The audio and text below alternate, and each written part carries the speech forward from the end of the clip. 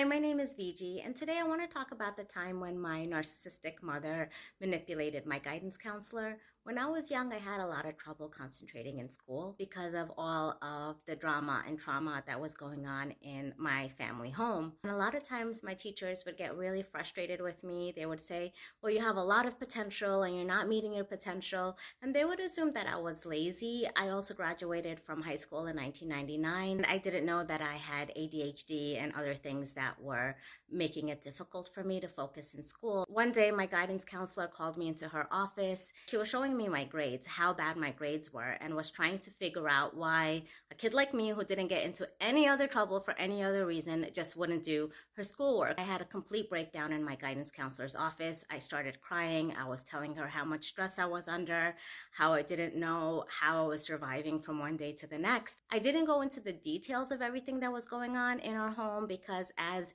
any abused child, I was very well trained by my mother and my adopted stepfather not to tell anyone outside of our family about anything that could land them in prison. And when you're that young, you're completely dependent on your parents. You can't take that risk. But my guidance counselor, she saw how distraught I was. She was very sympathetic towards me, and she comforted me, and she told me, don't worry, whatever it is that you're going through, we'll figure out a way for you to get through it.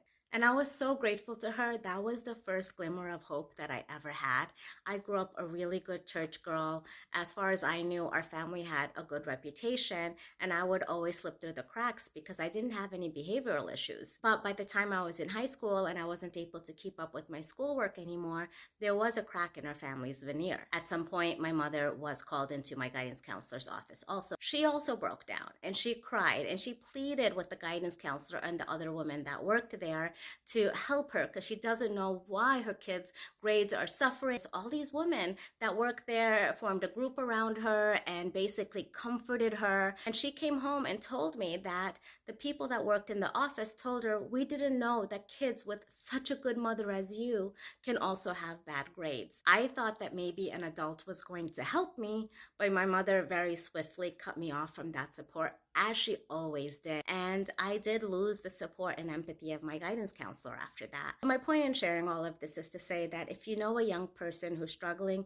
please be kind. Being young is hard enough. Realistically, young people only have what those of us who are older have passed down to them, and they really are doing the best they can with what's in their hand.